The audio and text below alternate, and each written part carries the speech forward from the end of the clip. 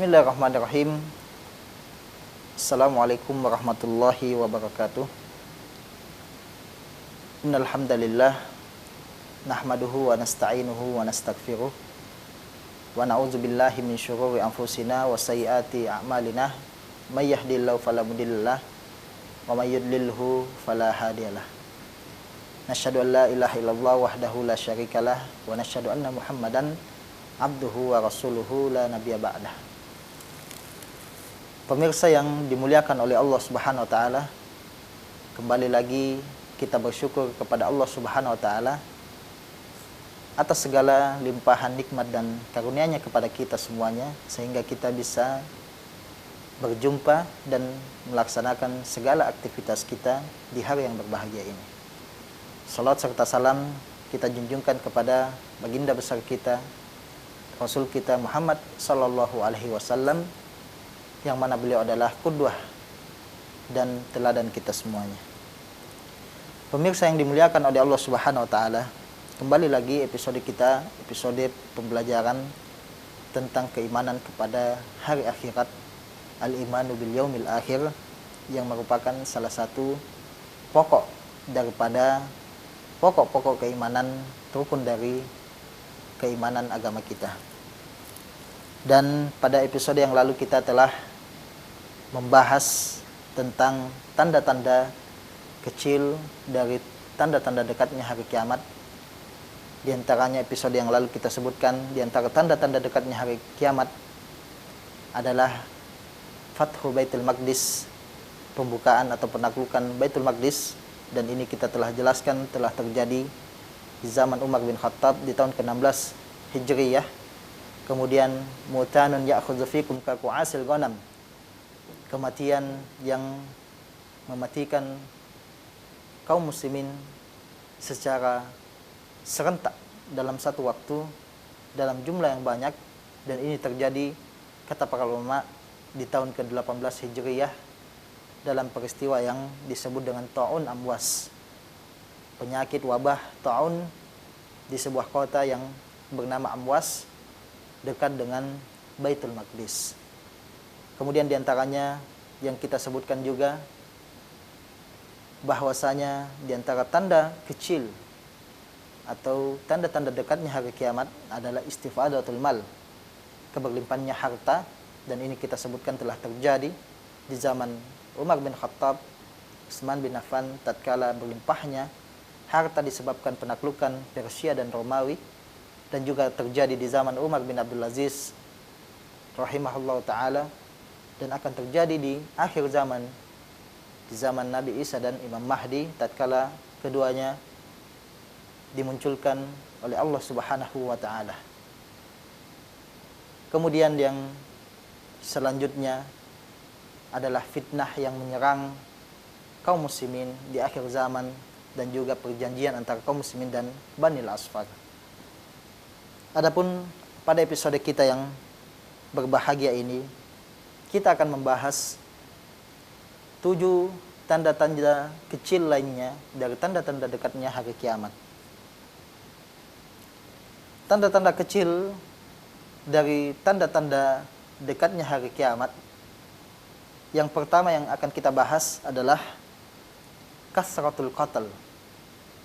Banyaknya terjadi pembunuhan di dekat dan menjelang datangnya hari kiamat. Sebagaimana sabda Rasulullah di dalam sebuah hadis yang diriwayatkan oleh Imam Muslim dari Abu Hurairah radhiyallahu ta'ala anhu, Rasulullah mengatakan, la taqumus sa'ah hatta yaksural harju. Tidak akan datang hari kiamat sampai banyak terjadi al-harj. Kata para sahabat, qalu ya Rasulullah wa mal harj? Wahai Rasulullah, apakah itu al-harj? Kata Rasulullah, al-qatlu al-qatl. Al-harju adalah al-qatl, pembunuhan-pembunuhan. Dan di hadis yang lainnya yang juga diriwayatkan oleh Imam Muslim dari Abu Hurairah, bahwasanya Rasulullah mengatakan, wallazi nafsi biyadihi la tazhabud dunya hatta ya'tiya 'alan nas yaumun la yadri al-qatil fima qatal walal maqtul fima qutil. Kata Rasulullah, demi zat yang jiwaku berada di tangannya, tidak akan datang hari kiamat, sampai datang kepada manusia sebuah zaman di mana seorang yang membunuh tidak mengetahui kenapa ia membunuh, dan orang yang dibunuh juga tidak mengetahui kenapa ia dibunuh, menunjukkan bahwasanya di zaman tersebut banyak pembunuhan yang terjadi, sampai-sampai tidak jelas alasannya kenapa ia membunuh dan kenapa ia dibunuh. Pemirsa yang dimuliakan oleh Allah Subhanahu wa taala, kalau kita melihat dekat dari zaman kita ini, kita menarik tidak kurang dari 1 abad yang lalu, kita melihat banyaknya terjadi pembunuhan yang memakan jutaan orang, yang mungkin mereka tidak mengetahui kenapa mereka membunuh dan kenapa mereka terbunuh. Di antaranya Perang Dunia yang pertama yang terjadi di 1914 sampai 1918. Data statistik mengatakan hampir kurang lebih 10 juta terbunuh disebabkan Perang Dunia yang pertama. Terjadi juga di Perang Dunia yang kedua yang memakan korban lebih banyak lagi, di mana Perang Dunia kedua tersebut terjadi dan memakan korban hampir kurang lebih 60 juta nyawa melayang disebabkan peperangan, pembunuhan. Dan di zaman kita bisa melihat hampir setiap hari kita menyaksikan di televisi, di media sosial, di koran, di majalah, begitu banyak kasus-kasus pembunuhan. Bahkan waliyazubillah, ada seorang teman membunuh temannya, seorang saudara bahkan membunuh saudaranya, atau bahkan waliyazubillah ada seorang anak yang tega membunuh orang tuanya. Dan ini kita saksikan begitu banyak pembunuhan-pembunuhan yang bahkan mungkin kita tidak tahu, atau bahkan pelakunya tidak tahu kenapa ia membunuh, dan yang dibunuh tidak mengetahui kenapa ia dibunuh. Waliyazubillah. Dan kami mengingatkan kepada diri kami sendiri dan kepada pemirsa yang lainnya, bahwasanya pembunuhan adalah dosa yang sangat besar dan merupakan salah satu dosa yang sangat dimurkai oleh Allah Subhanahu wa taala.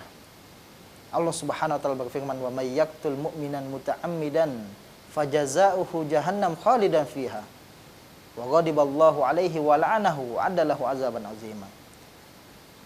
Barang siapa yang membunuh, terlebih khusus lagi dia membunuh seorang mukmin dengan sengaja, maka balasannya baginya adalah jahannam khalidan fiha, neraka ia kekal di dalamnya.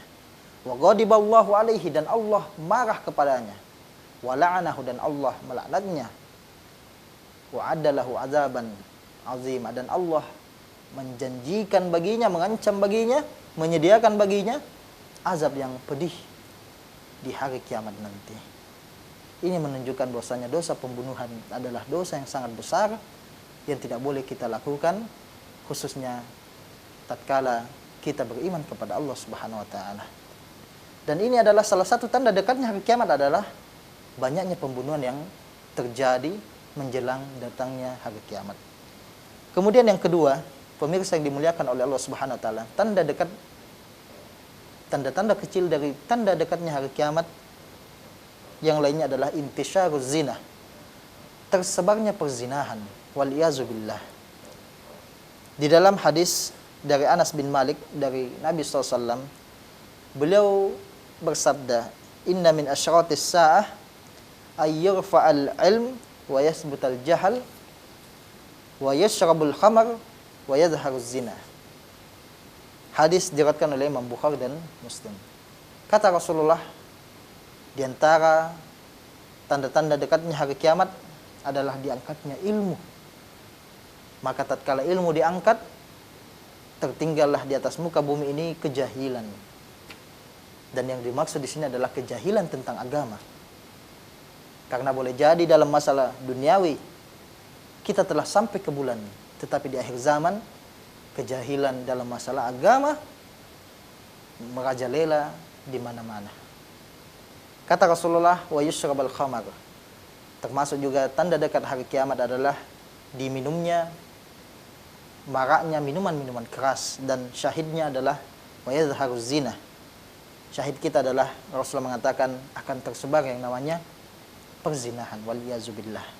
Dan ini kita bisa saksikan begitu banyak apabila kita melihat ke sekeliling kita, ke sekitar kita, atau bahkan ketika kita melihat ke media-media sosial, televisi dan sebagainya. Begitu banyak berita-berita tentang kasus-kasus pemerkosaan, waliyazubillah, atau bahkan perzinahan yang dilakukan dengan sukarela. Dicatatkan bahwasanya laporan statistik dari Komnas, Komisi Nasional Perempuan, mencatat bahwasanya dari tahun 1998 sampai 2010 ada sekitar 93.960 kasus pemerkosaan. Ini yang terdaftar dan terlapor. Artinya setiap hari hampir ada sejumlah 20 kasus pemerkosaan yang terjadi setiap harinya. Kasus perzinahan, waliyazubillah. Dan ini yang terlapor. Begitu banyak kasus-kasus waliyazubillah yang tidak terlapor, atau bahkan waliyazubillah kasus-kasus yang dilakukan dengan sukarela mendatangi hal yang diharamkan oleh Allah Subhanahu wa taala ini. Kemudian pemirsa yang dimuliakan oleh Allah, di antara tanda-tanda kecil dekatnya hari kiamat yang ketiga dalam pembahasan kita ini, pembahasan episode kita kali ini, antalidal amatu rabbataha. Kata Rasulullah suatu ketika didatangi oleh malaikat Jibril dalam bentuk manusia, ya Muhammad, akhbirni anis sa'ah. Wahai Muhammad, beritahu saya tentang hari kiamat. Rasul mengatakan, mal mas'ulu anha bi'alam minas sa'il. Yang ditanyakan tidak lebih mengetahui daripada yang bertanya. Maka malaikat Jibril kemudian mengatakan, akhbirni an amaratiha. Beritahu saya tentang tanda-tanda dekatnya. Rasulullah mengatakan, antalidal amatu rabbataha. Seorang budak wanita melahirkan tuannya. Apakah maksud daripada perkataan Rasulullah antalidal amatu rabbataha? Seorang budak wanita melahirkan tuannya. Banyak tafsiran-tafsiran tentang lafaz Rasulullah di dalam hadis ini. Tetapi ada dua tafsiran besar yang menunjukkan tentang makna daripada lafaz dari Rasulullah ini. Yang pertama adalah bahwasanya disebabkan karena banyaknya peperangan yang terjadi, akhirnya banyak laki-laki yang terbunuh di dalam medan perang, sehingga istri-istri mereka menjadi tawanan-tawanan perang dan budak-budak wanita yang diperjualbelikan. Kemudian budak-budak perempuan ini dinikahi oleh tuannya yang membeli, kemudian lahir daripada rahim budak wanita ini anak-anak, yang mana anak-anak ini dinisbatkan atau disandarkan nasabnya kepada orang tuanya yang laki-laki atau ayahandanya. Maka ia menjadi sayyid atau tuan, menjadi orang yang merdeka, mengikuti bapaknya, tidak mengikuti ibunya yang budak. Ini tafsiran yang pertama, bahwasanya banyak peperangan, dan kita telah jelaskan bahwasanya tanda-tanda dekatnya hari kiamat adalah banyaknya pembunuhan, dan peperangan adalah pembunuhan yang terjadi secara besar-besaran. Kemudian yang kedua tafsirannya adalah, kata para ulama, antalidal amatu rabbataha, seorang budak perempuan melahirkan tuannya, maksudnya adalah banyaknya uququl walidain, kedurhakaan kepada kedua orang tua, yang mana anak-anak yang mestinya menjadi anak-anak yang taat kepada orang tuanya, akhirnya karena kedurhakaan dia seakan-akan menjadi tuan yang berlaku kasar kepada budaknya. Dan ini dua-duanya bisa kita saksikan, banyaknya peperangan yang membuat banyaknya tawanan-tawanan wanita, kemudian lahirlah dari rahim-rahim wanita ini anak-anak yang dinasabkan kepada tuan-tuannya. Dan juga banyaknya uququl walidain, banyaknya kedurhakaan kepada orang tua yang merajalela. Kemudian yang keempat, masih di hadis yang sama, tanda-tanda dekatnya hari kiamat antarul hufatal uratal alah ri'a asya'i yatatawaluna fil bunyan. Kalian melihat orang-orang yang tidak berpakaian, tidak memakai sendal dan tidak berpakaian, yang menggembala kambing, bermegah-megah, berlomba-lomba dalam mendirikan bangunan-bangunan yang tinggi dan mewah. Dan ini kita bisa saksikan di zaman kita ini, begitu banyak bangunan-bangunan tinggi yang mencakar langit. Tetapi perlu kita ketahui bahwasanya membangun bangunan yang tinggi tidak diharamkan oleh Allah Subhanahu wa taala, kecuali kalau itu menjadi sarana untuk bermegah-megahan atau menjadikan sarana untuk lahan kesombongan. Inilah yang dimurkai oleh Allah Subhanahu wa taala. Kemudian yang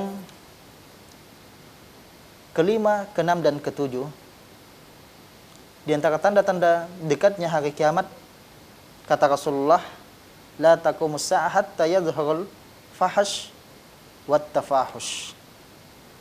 Tidak akan datang hari kiamat sampai muncul yang namanya kefahishan.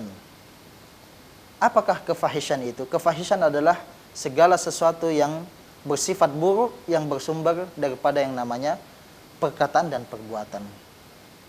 Dan ini kita saksikan di banyak keadaan di sekeliling kita. Banyak hal-hal yang muncul dari perbuatan-perbuatan dan perkataan-perkataan, baik dari diri kita sendiri ataupun dari orang lain, dari perbuatan-perbuatan atau perkataan yang tidak baik, yang dilarang oleh agama kita. Adapun yang keenam, kata Rasulullah, waqati'atir rahim, memutuskan silaturahim. Ini juga fenomena memutuskan tali silaturahim yang banyak terjadi, merupakan tanda-tanda kecil dari tanda-tanda dekatnya hari kiamat. Dan usikum wa iya nafsi, pemirsa yang dimuliakan oleh Allah, memutus tali silaturahim, apalagi memutus silaturahim kerabat kita yang lebih dekat, adalah dosa yang sangat besar. Bahkan Allah Subhanahu wa taala mengatakan, apakah engkau wahai rahim tidak ridho bila mana aku menyambung orang yang menyambungmu dan aku memutuskan orang yang memutuskanmu. Siapa yang memutuskan tali silaturahim, maka Allah Subhanahu wa taala akan memutuskan antara hubungannya dengan hambanya tersebut. Waliyazubillah.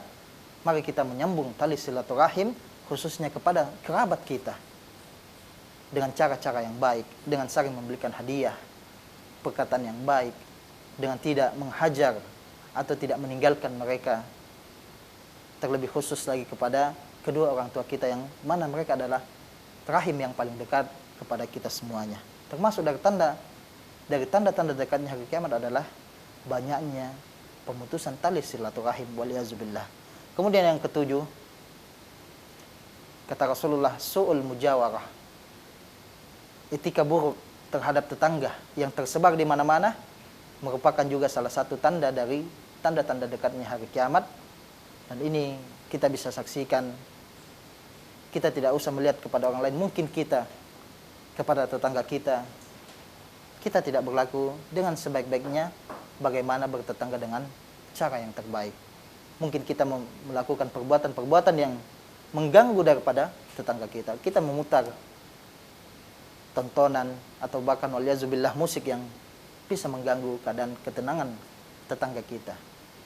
Dan usikum wa ya nafsi, Rasul mengatakan, man kana yu'minu billahi wal yaumil akhir falyukrim jarahu. Barang siapa yang beriman kepada Allah dan hari akhir, hendaklah ia memuliakan tetangganya. Berbuat buruk kepada tetangga, ini juga merupakan salah satu tanda-tanda dari tanda-tanda dekatnya hari kiamat, apalagi ketika ia telah tersebar dan hampir banyak manusia yang saat ini zaman kita banyak yang tidak berlaku baik, berbuat ihsan kepada tetangganya. Ini juga termasuk dari tanda-tanda dekatnya hari kiamat. Pemirsa yang dimuliakan oleh Allah Subhanahu wa taala, inilah 7 dari tanda-tanda kecil dari tanda-tanda dekatnya hari kiamat Semoga kita dijauhkan dari hal-hal yang buruk dan kita tidak termasuk dari orang yang celaka yang mengerjakan apa yang diharamkan oleh Allah Subhanahu wa taala. Hadanallahu wa iyyakum, semoga bermanfaat adanya. Wassallallahu ala nabiyina Muhammadin wa akhiru da'wana alhamdulillahi rabbil alamin. Assalamualaikum warahmatullahi wabarakatuh.